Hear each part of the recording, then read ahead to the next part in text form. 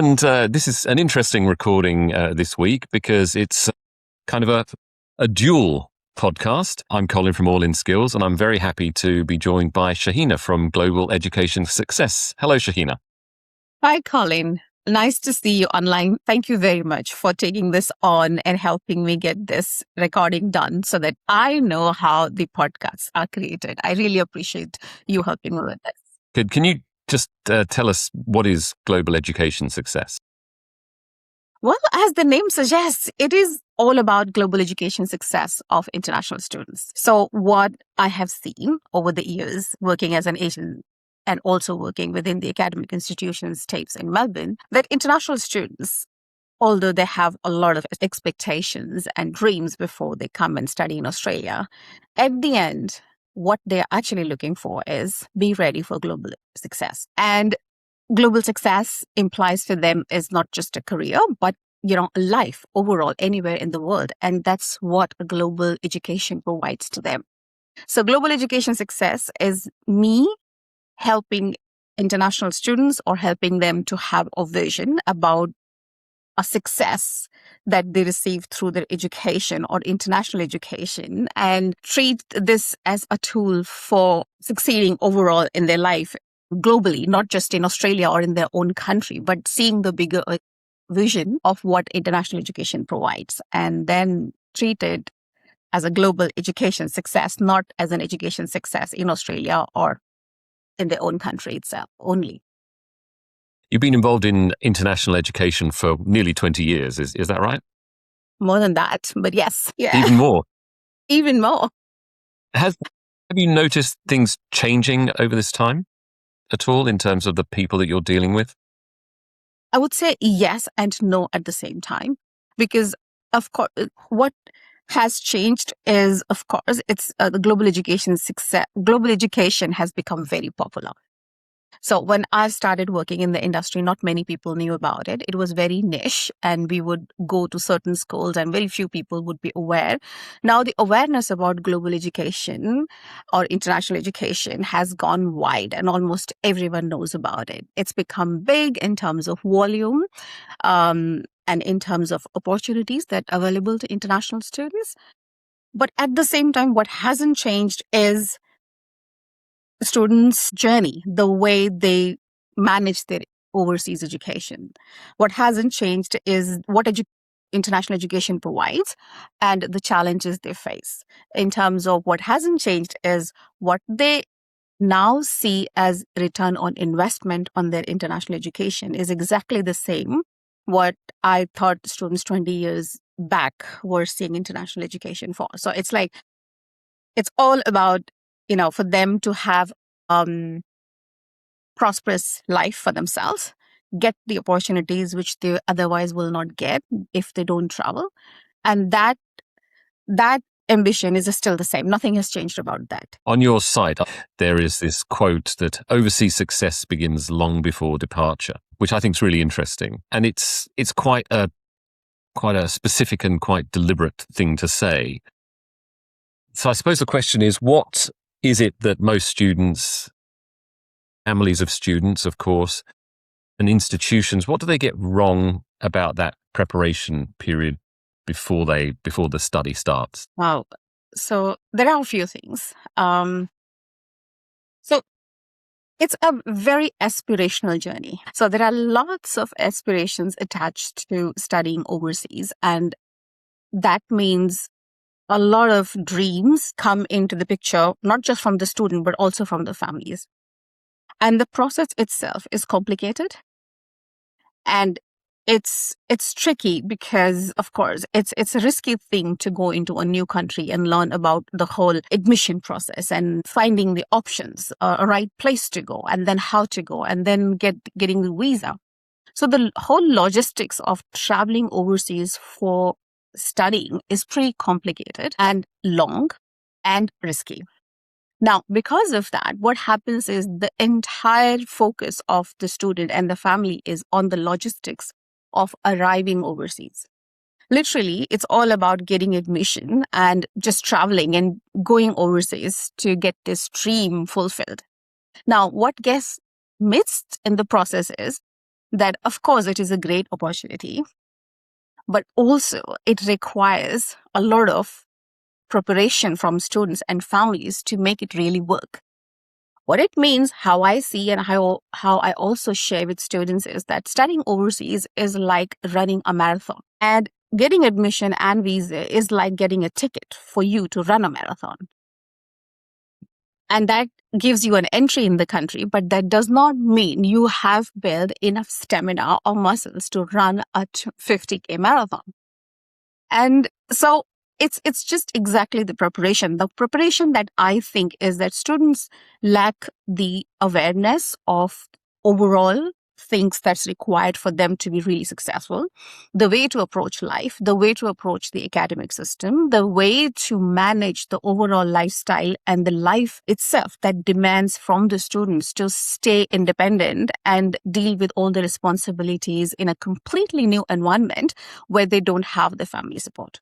So when I say that the studying abroad, journey starts before they arrive the institution is they need to think and prepare for a lot of things before they arrive here. Because once they're here, it's like you are already running a marathon. There's no time for preparation. You should have done that before. So if you don't have the stamina, you haven't thought about it, you don't have the clarity, you don't have your own strategy, you would of course still may survive, although it's hard depending on how big the marathon is. You may survive, but you wouldn't really get the full value of your investment. So did you find that quite a lot of international students get kind of caught off guard when they get here, or is that down to that kind of appropriate preparation period while they're still in country before they go offshore? No, they literally get cultural shock multiple times. And one of the things that I noticed recently with the students is many of them, the first impression is, oh, this is not what I thought it was. And that happens when they go to classroom, that happens when they're looking for accommodation, that happens when they're making friends, that happens when they go to the social events. And the impact of that is that they continuously question themselves for a long period of time. And the questions that I have really, I'm seeing so common among students is that, have I chosen the right course? Have I come to a right institution? Will I be able to make it? It's like they are doubting themselves. They are doubting the institution. They're doubting the agents. That's the first one. Or did they send me to the right institution? Will I get, some students are so stuck to getting the permanent residency that I want to stay here. I don't want to go back to my country. And then the whole conversation becomes about doubting everyone, doubting self, doubting the institution, doubting the agencies, doubting everyone. And the worst part is once they start doubting, they lose the confidence and that impact the communication and they stop talking. This is what I have observed with very recent group of students. And I would say more than, I think, except couple, everyone is doubting their decision. Now, at Global Education Success, we work with students to really understand their journey and build a clear action plan and have a roadmap for every semester and deal things with preparations. So the framework we have is, of course, number one, we work on mindset, which is all about working on what are the different aspects of global mindset and why you need it and how this is going to help you to get the best out of your journey that you do in Australia for your education and work. Now, with our framework, we work on 4 pillars, which is all about preparation, adaptability, communication, and engagement. And at every step, we want them to constantly build and practice a global mindset. Now, when it comes to work or permanent residency, these are the ultimate outcomes that students are seeking. And I personally feel that I really have seen some students really successful and unexpectedly successful. They're not the ones who you would think that they will do well. They have done really well. And the ones who really think, oh, they're going to nail it, they haven't. And that the reason for that is because it is a journey. And of course, to run a marathon or to suppose, I would say here I take an example of playing in Olympics. If you want to get win an Olympic of permanent residency or having a top-notch career that you want, suppose that is an Olympic of your life or the international education journey, you really You can't go to an Olympic unless you have played the game in your school first, and then in your zone first, and then your state, and then your country. What happens with international students is they are playing this Olympic without any preparation. So the transition doesn't happen properly. The information they get is always something. I really think the timeline is poor. Resources, I believe, is not that bad. Like most institutions have some sort of setup where they want to help, but the structure is not effective and timings aren't appropriate. And all the students who had completed the journey and graduated, they would all say the same thing, that the students need to do more preparation. They need to handle their journey. And so after they have messed up their journey, they want to help the other student. But the student who need the help doesn't think that they need the help. Because again, as I say, the context is missing, the clarity is missing, the awareness is missing, and the introduction of what they need and at what point they need is missing. Moving to professional life doesn't start once a student is already in their final year or final semester, because this is where students go wrong. This is where institutions also go wrong, because they give all these services to the students when the students are in their final semester or final year. And imagine, for international students, they have a limited time, 4 years maximum, for their studies. And the kind of pressure they have each year is different. I also think that All In Skills is a great platform. Like, learning from someone who's taken that journey already is a great thing for students. But when that get introduced, will decide how much impact your program has on the students, because they're also very busy. Do you find that they know what they don't know? Because what you've mentioned is that you have this, each cohort of graduating students learns what they don't know and then wants to tell others what they don't know, and they don't know what they don't know, or they know what they don't know. Yeah, they don't know that they don't know for sure. Like, none of us could know that. We all have our blind spots. But the thing is that this blind spot doesn't have to stay as a blind spot, because, as I said, every international student I meet, anyone who has taken this journey, really desperately wants to help new students. They don't have to. They definitely try to help, to the new upcoming students. But sometimes the advice is so emotional, and sometimes their journey has happened so much in the past that what they share is sometimes not relevant, or sometimes it's emotional. And sometimes I have seen that the students also not they're not open to listen to everyone for everything, right? Like, they are young, and this generation, like, they think they already know, because obviously they have ChatGPT.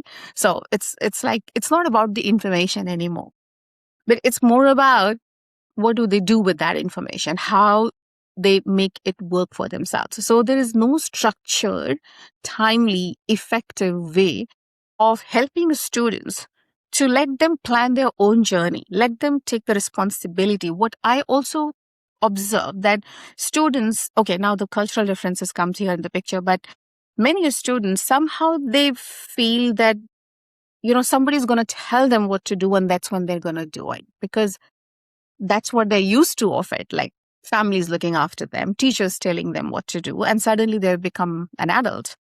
And they're like, of course, they understand intellectually, they have this knowledge that I'm an adult and I'm supposed to do things myself. But in reality, it's not happening, because even virtually, they still get parented and told every day what to do. So the idea is that for them to own their journey, they need to know how to own it, because they're still very young. They are in an environment where they don't know things. And although they're very confident and committed and hardworking and intelligent and everything, that's not enough for them to really manage the complexities of staying in a new country on their own. Let's talk a little bit about that cultural adjustment. That cultural adjustment, which I think is probably quite central to what you do. Does that have an impact? Does that have an effect on, I suppose, the confidence of international graduates, international students as they leave education and go to the job market? Could we say that there's more of an issue with the cultural gap than there is with a skills gap in relation to these people? That's actually huge, because skills is not a problem. Students mostly study, like, we are considering here all the genuine and hardworking and committed students. We are not considering some who do not put in all the effort in studies. But majority of the students, they study and they know the work, they know the skill. But of course, the cultural adjustments, although sounds easy, but it is the most difficult part of the international education. And again, what I have noticed is that it is expected out of the international students that you should adapt. But adaptability, I really have seen people who have been here for 20 years and they haven't adapted much. Adaptation to me is not automatic. And cultural adjustment is a part of adaptation. That is why we've got one of the pillars where we are talking to the students about the adaptability so that they're aware that it is not something that's one day suddenly will happen to them, but it is something that they need to build before they arrive and constantly build every semester for everything they do, so that by the time they graduate, they have enough confidence to manage their professional life, because there's no way they can adjust in work environment if they haven't really adjusted in their studies and done everything that's required as part of their education. Because I really think the good thing about Australian education is that the way the whole thing is designed, if students really did well and engaged himself, then they can make it work. But the expectation that they are smart enough and ready enough and they can do it, or what we have in this system is already working, that's the issue, because it's not. Because when you start dealing with the communication issue, you realize that how hard it is for a student coming from another country to really understand the communication from people who've been in Australia, some people who have never been overseas. But most of the time with the international students, when they are dealing with the international office, they understand. But everybody else in the campus does not. So it takes, they need tools. I think international students need tools. They need awareness. They need clarity. They also need someone who can be there for them to talk with and to clarify that what's happening to them, it's not personal. Like, they take it personal. It's me who's not able to do this. But that's where they lose the confidence. And confidence is a big one. And I would say it takes a lot of hard work from their side, but also it takes a lot of support from the institutions. The support system needs to work a bit more. I think the awareness, or I think the expectations from international students is too high. I really see it as like, literally, by bringing in international students and putting them in the same class as domestic students and expecting them both to work together and expecting international students to do the same level of assignments and projects and communication is simply not fair as well. It's like you give a year 12 exam to year 10 students and expect them to perform well. It's a good analogy. We're both in the state of Victoria, the state government, the federal government. They make a big deal about how important international students are. We know that the proportion and the absolute number of international students is very high. Very high. In Australia. I mean, let me ask you this. How seriously do you think the institutions take support for international students, and how much do you think that they are genuinely concerned about the outcomes for international students in this country? I think they definitely wish that all students do well. And how genuinely concerned, I wouldn't say the intention is not there. I also wouldn't say, but of course, I could say the resources could be much more than what's been there so far. And the issue is that understanding that what international students actually need, that has been understood. Like, they know what they need. But then making it culturally appropriate and making it in a way that they receive it. It's like, you give me something that I don't need doesn't help. First, or you giving me something I need, but you're giving me at a wrong time, or you're giving me in a manner that I don't understand, is not helpful. So I don't think it's enough yet. And I also don't think the timeline matches with the student requirement. Because if you're offering the same services to all students at the same time, as I said, if you're offering year 10 student an assessment of year 12, you have to give time to year 10 students to get through the transition, to reach the level, because that's culturally, that is the level of difference. And when I say culturally, it's includes academic as well, because the students coming from overseas are coming from a completely different academic system. The way they study, the way their thinking works, the way the assessments happen, they really literally they have to learn the basics first before they can catch up with the actual assessments. So what is offered is I really don't think it's enough. B, it's not communicated well. C, I think the timeline, it doesn't match with international students' need. It matches, I mean, and some services are generic, but majority of the services, if you've noticed, or the last year's all research, whether it's from Bupa or Allianz, is international students don't use those services because of they don't understand the purpose. They don't understand when they will need it. And when they need it, they can't communicate effectively. And they would rather go to the unofficial, resources, their friends or the family. And then, of course, as you know, like they're not professional. Sometimes the suggestions they get, it's not relevant and it doesn't solve their problem. So the support services can do really well in this domain. There's a huge to grow and see what is impactful, what is giving value. It's not just about saying that we offer services.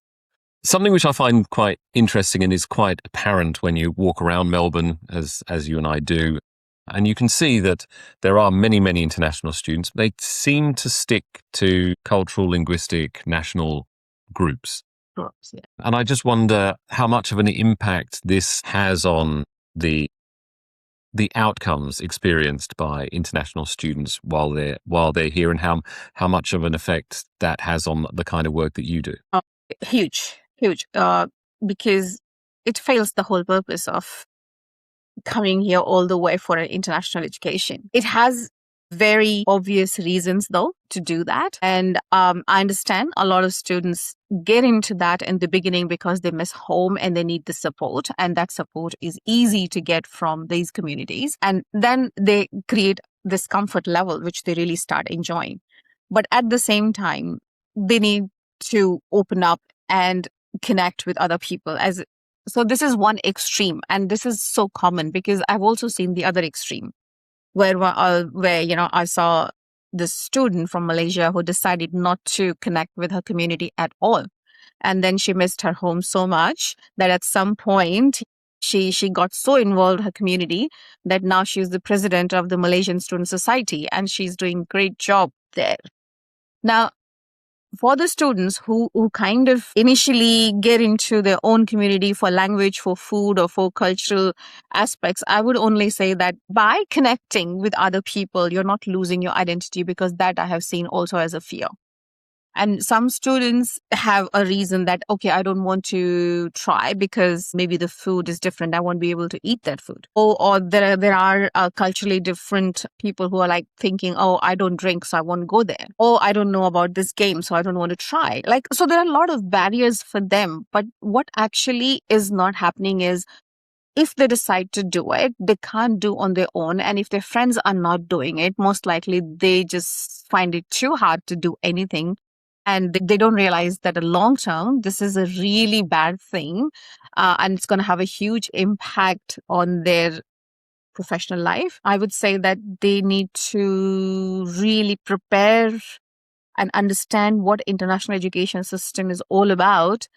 And that involves living powerfully in a new country along with different kind of people is an aspect they need to prepare for, because again, they don't think much about it. I really think that students don't think much about it. When they join such community, they just think that, okay, yes, I'll take it and then I'll move out. But then moving out becomes really hard. They don't move out because it's become very comfortable. They have a routine. It works for their routine. And then by the time they realize it's too hard. And then, as I said, they're now ready to guide and say the same thing to the new student, that you don't do that. But the same students, the new students, end up doing the same thing, because again, what's the missing aspect is that they also don't know that when they're going to, fall for this trap and then find it very hard to come out of it. If you had the opportunity through this podcast to directly address a young person who's very keen to study in Australia and their family, what would you say about this? How would you address this as a topic to plant a seed, if you like, in their minds about this issue and maybe other issues that would perhaps better equip them for what they're about to embark upon? Awareness is critical for this journey. The opportunity is huge. The resources are available. I really think those resources are underutilized. There are many, many things that's available in Australia when I compare with the countries like, say, India, where I come from. I really think that there are huge opportunities here for international students. But you literally cannot use those opportunities if you haven't managed your journey properly. And you can't manage your journey properly if you haven't prepared well for this journey. There is no way I can run a 20K or 50K marathon without any preparation, and no one can. It's not about international students. If I decide to go overseas and study in another country, I would face the same problem. So it's nothing unique, nothing personal. I would really say that, of course, work hard on everything else that you're working, but create awareness about the cultural diversity that is there in new countries. What is international education? Because the same thing which students aspire suddenly become a problem because they find it too hard to manage. And it's not hard to manage. It's only hard because you did not prepare. You did not give enough attention to understand how these things work. So if you do anything unprepared, it's not going to work in your favor. And international education is too expensive. The return on investment is real. I have seen many people, whether they have stayed in Australia or not, they have got huge return on investment through their overseas education, irrespective of where they work and where they get their professional life. And they could never have achieved that if they did not stepped out or studied overseas. But then there's no way you can get a full value of this education if you did not understand and lived every part of this journey properly. Like what you do in your semester 1 is very different from what you do in semester 2, what you do in semester 3, and what you do towards the end of your program. But right now, it is a big struggle because this preparation aspect is pretty busy. The engagement is busy. Students believing that, okay, only qualification is going to give me a great career is, I think, a biggest assumption. I mean, of course, you need that. That is basic. If you don't study, you don't know your skills, you will definitely not be employed. But only knowing the skills is also not enough because you're going to work with humans, not with machines. And then there are organizations that have cultures, and if you don't have this basics in you to respect other cultures, to work with other people, to see how things are done in Australia, there's no way an Australian employer is going to employ, because then it's not going to work for the employer. How determined are international students to stay on after their degrees, to actually find work in their field after graduation? A lot of them, they are, like I would say, but the stats says that 70% of the students annually, they go back to their country, right? But then majority of them, they want to also stay here and work, provided they get the opportunities they want. And of course, that includes the professional aspirations and visa to stay here. But as I said, irrespective of where they stay, the global education has a great value. Even I've seen a lot of people going back to their countries and working, and their game has gone to a completely different level. There's no way those students would have those careers if they studied in their own country. As far as the opportunities go, you did say a significant majority of international students do in fact return. That presumably doesn't mean, though, that a majority want to. Is there a general desire to actually find a way of staying, and they sort of confront a reality and they say, oh, this is in the too hard basket? Or what kind of issues are they confronting that actually makes them draw the conclusion, I think it's best I go back? There are multiple categories of students in that, but a lot of them who want to stay and they couldn't. There is a big category of those students as well. Like they wanted to stay here because they like the country, or they see this is much better place than going back to their home country. But I have seen the common pattern of those students is that they are the ones who did not manage their study overseas journey properly. Some of them, I would say that, focused more on staying here than focusing on what actually Australia needs, like what employers needs, because that is an outcome. For you to stay here, you need to have things or provide things that the country needs, right? So majority of the students who are not able to stay here, and because they did not manage the journey properly. They did not understand what actually it takes. Again, coming back to the same thing, the awareness or preparation or working on the way they should have worked doesn't happen. And I don't blame them because they are not alone responsible for this, but at the same time, they're so focused or attached to the outcome that they kind of forget about the journey that they're taking. And yeah, it's a bit unfortunate, but I would say that if they are with this smart preparation, they would kind of. I have seen students having completely shift in the way they think about the part-time work once they have done our sessions, because and they're like, oh, this is not what I thought. And I also say that the part-time work for international students is the biggest killer of their opportunities. They mismanage part-time work big time. How they understand part-time work and what part-time work provides is a huge gap. And because their mindset is so much around that, in a way that they think they're going to really make money because they're doing the currency conversion and the money sounds a lot, when they come here and they realize they like they get frustrated. They get frustrated because what they thought they're gonna earn and what they thought they're gonna do with it is not gonna make them, pay their tuition fee or earn for their living expenses or stuff like that. And and they haven't even thought about it that it is a long-term game. It is not just you getting a part-time job and surviving. And sometimes things that I've seen the students, they have the money. It's not that they don't have the money and that's why they're working part-time. It's just the thought of making money get them to make money and avoid studies, and then later on complain that I'm not getting the job that I want, is because you are not giving enough attention there. And again, the reason that happens to them is because they did not have a plan. They did not have the clarity. It's like they're just managing on their own with their understanding of what they should be doing. What is it that you think local employers find beneficial or attractive about employing international graduates that maybe is in contrast to the local graduates? It depends which profession, and depends, what. I wouldn't have too much examples of that. But then they know that international students are very sincere. Once they take it on, they will do it. But then they also know the challenges will be, the cultural adjustments will be a part of, the communication and stuff. So it depends. If it is something very technical and it's something that students is managed to get in the area of studies, they will be doing well. There is an advantage of hiring international students. But at the same time, there are some disadvantage because they are students, so they have their timetable. But that is same as local students. Like, they also have the similar timetables.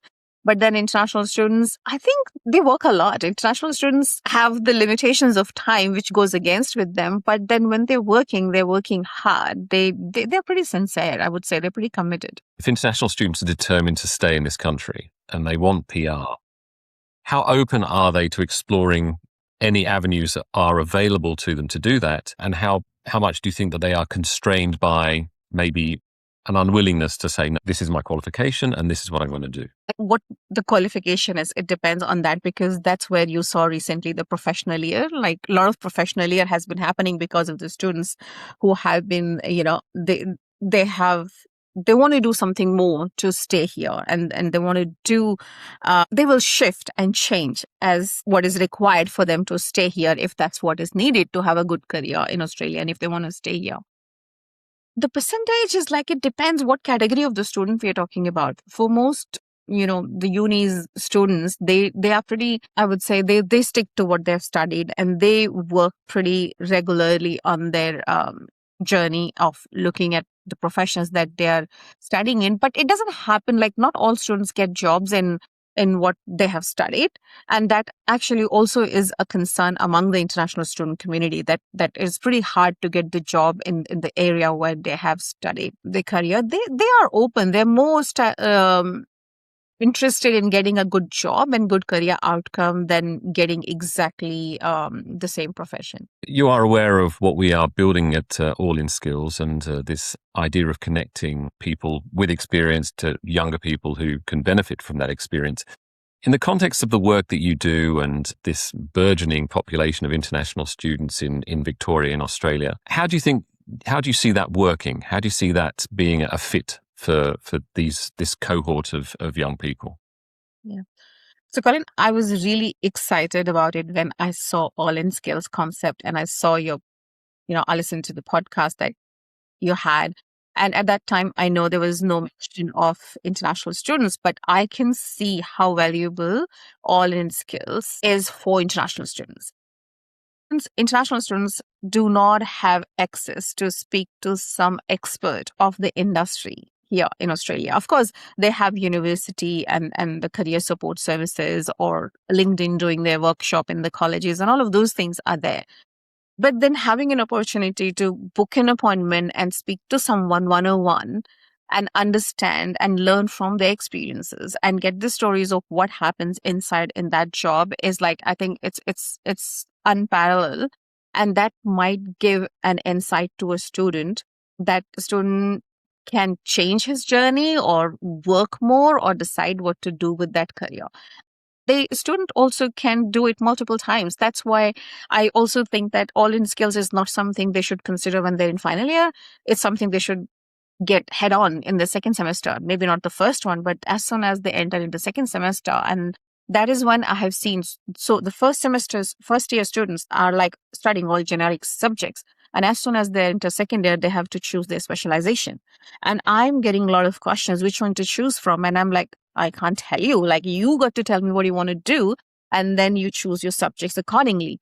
And that subject selection, I think, is the basic stepping stone. Like from there, they start choosing their careers because they have to select right subjects to get the right skills into the profession. And that's where I see All in Skills gives them a platform where they could talk to, say, not just one person, but two people, three people, whoever they want to, and get insights and then decide, okay, this is what I want to try in my, say, second year and first semester. And then if this doesn't work, I'm going to try this. It's also like having that curiosity mindset and working on and figuring out the way, because not every student in the same subject is going to have the same journey or the same interest. All keep changing their specializations. And sometimes right now what they do, they discuss that with their friends who perhaps do not have much more knowledge than them, or they ask their other friends, or they ask their family, or they ask their close relatives who are not the experts. And, like in some cultures, and I would say people are very generous with the advice, and that's not helpful though. So I really think that All in Skills gives them access to talk to people who have worked in Australia. They understand the job market. They know how things work. And then when they hear that, they can decide their own journey. Because for me, I really think is students are smart. They really know things. All they need is that, someone to empower them in decision making, giving them right information so that they can see that, okay, this is what I would like to do. So ultimately it's their decision, but how do we facilitate? How do we empower that? Yeah. And as far as somebody who wants to reach out to global education success, what's the best way of doing that? globaleducationsuccess.com.au. The website has, there is a page where students can book 30-minute free conversation with me. That is the best way to meet, or email, or just call and check the Smart Prep landing page. At the moment, I'm also working on and also delivering and testing our transition coaching program as well. So these are for the students who are already here. They have spent a few weeks in the program and their stories are amazing. Like that's next level. And I am so glad that they're talking about their problems now. And my vision is that they have to start owning their journey and get in the driver's seat, lead it, and use everyone as your resource, including universities, agencies, us, All in Skills. These are all resources for them. And they can, from all this, if they just learned how to ask help, my job is done. Thank you so much for your time, Shahina. It's been really interesting. Thank you very much, Colin. I really appreciate your time.